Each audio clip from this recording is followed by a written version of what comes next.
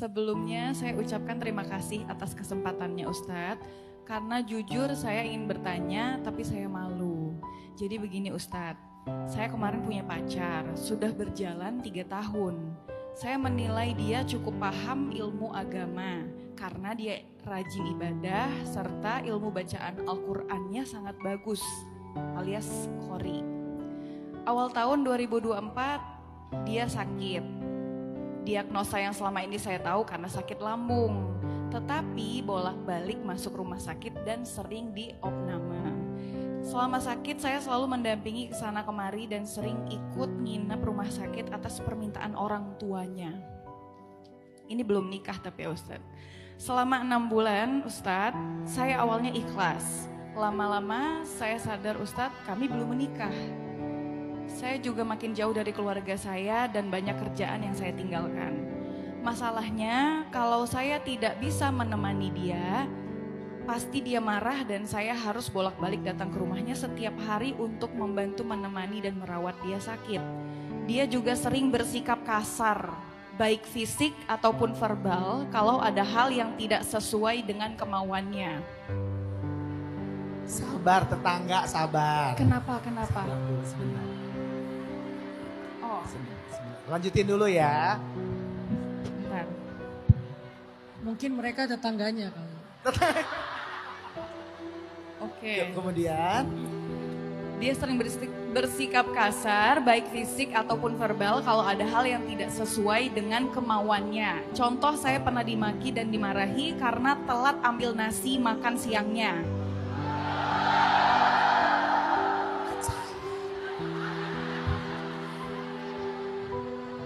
Saya juga pernah dipukul, dilempar barang dan diusir karena telat datang ke rumahnya. Sabar. Belum puncaknya belum. Puncaknya terakhir kali waktu itu saya diusir, dipukul dan sempat ditendang di depan orang tuanya Ustadz.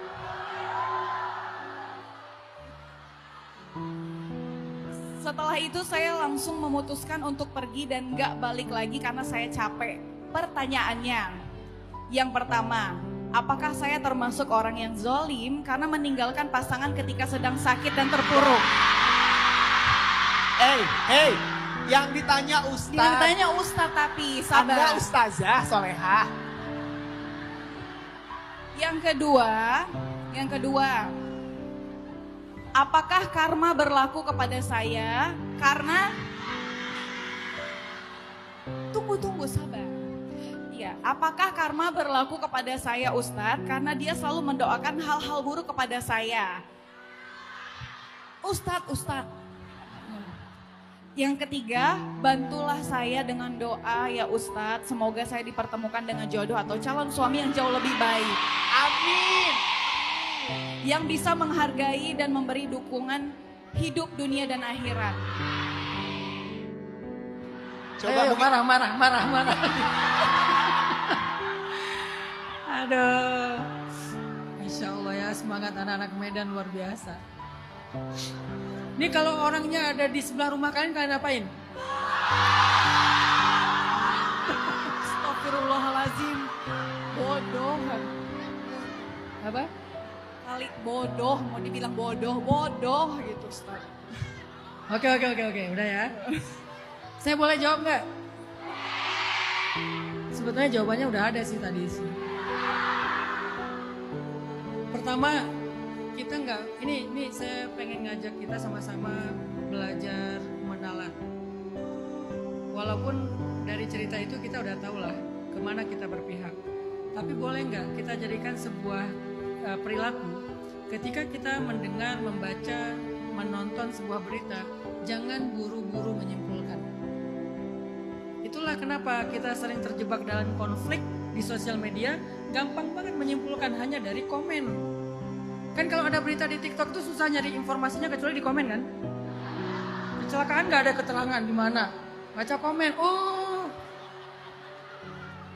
sekarang bukan saya menuduh Mbak C, bukan. Tapi ini lagi menjadikan ini sebagai sebuah inspirasi aja untuk berpikir.